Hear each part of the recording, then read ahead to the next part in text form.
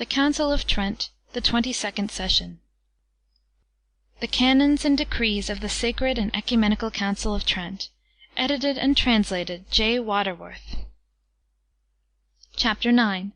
Preliminary remark on the following Canons.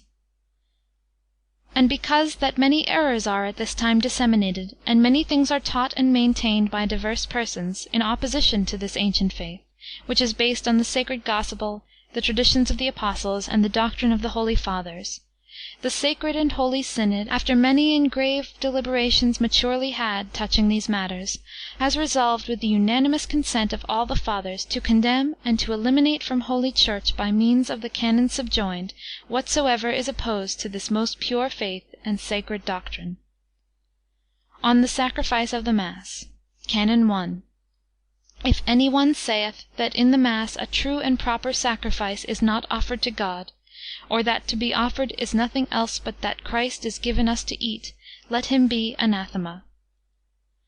Canon 2.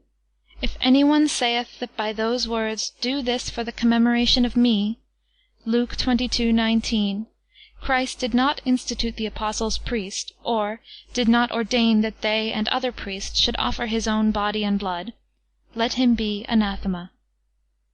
Canon 3.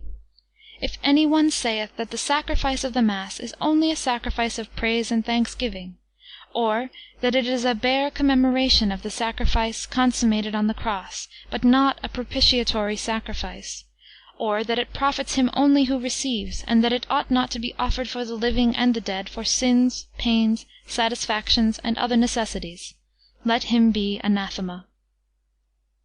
Canon 4.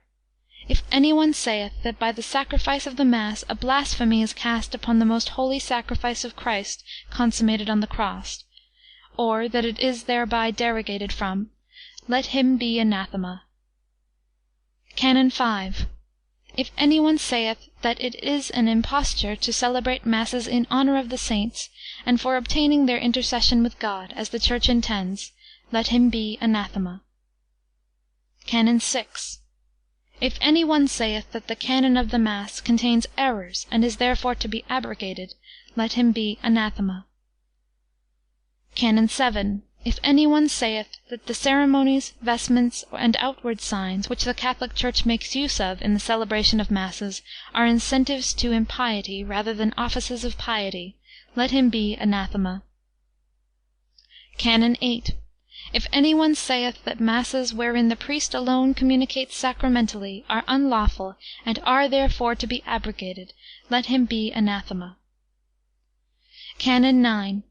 If any one saith that the rite of the Roman Church, according to which a part of the canon and the words of consecration are pronounced in a low tone, is to be condemned, or that the Mass ought to be celebrated in the vulgar tongue only, or that the water ought not to be mixed with the wine that is to be offered in the chalice, for that it is contrary to the institution of Christ, let him be anathema.